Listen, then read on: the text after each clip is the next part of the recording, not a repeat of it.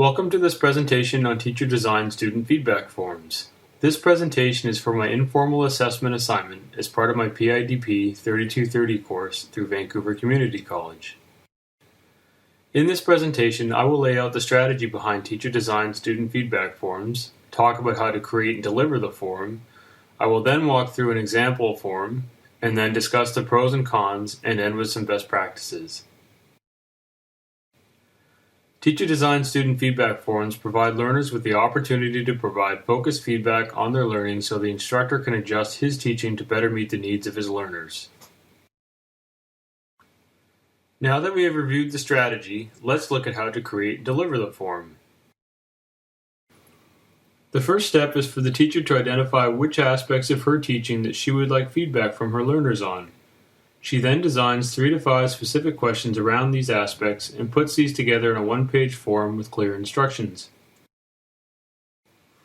The teacher administers this form usually within the first couple of weeks of classes and then periodically throughout the course. The feedback form should be administered towards the end of each day or class so as to provide minimal disruption to learners' learning. After each time the teacher administers the form, he analyzes the learner's responses to determine what he can do to adapt his teaching to better meet the needs of his learners.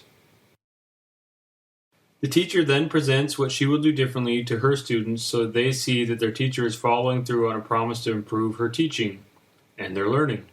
This helps learners become more involved in their own learning.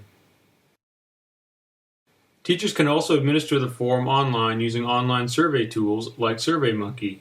This can free up time for learning activities and make it easier for the teacher to analyze the results.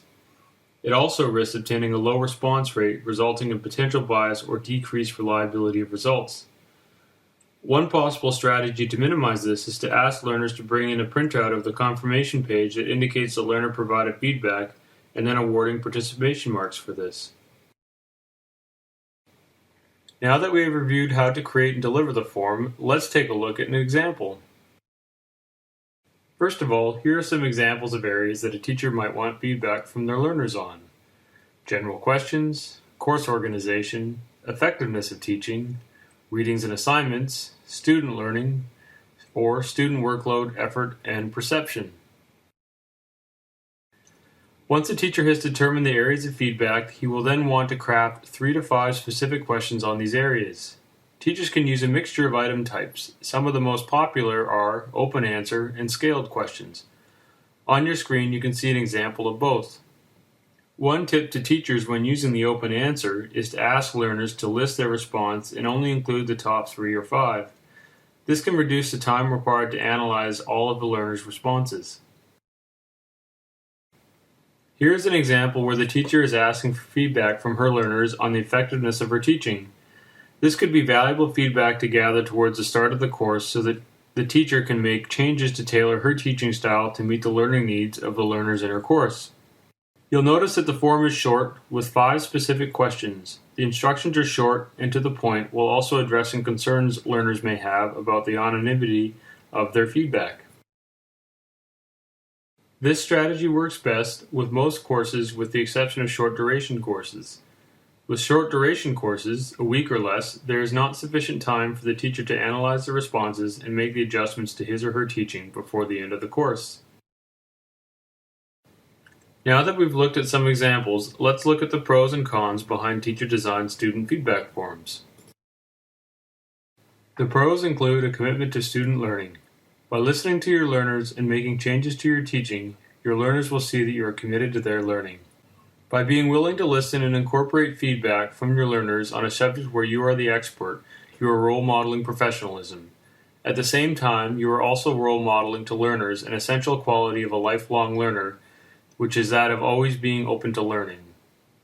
The cons include risking losing the confidence of some of your learners in your role as a teacher, as some learners, not all, may view an invitation for feedback as an admission of or sign of weakness. High development time. The time to develop each feedback form can be long, and, depending on the course, the form might only be applicable for that particular course.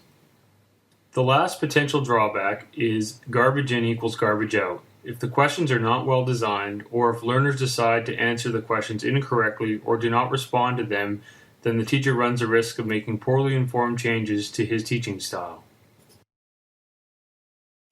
Next, and last, let's take a look at some best practices. Number 1, remember, garbage in equals garbage out.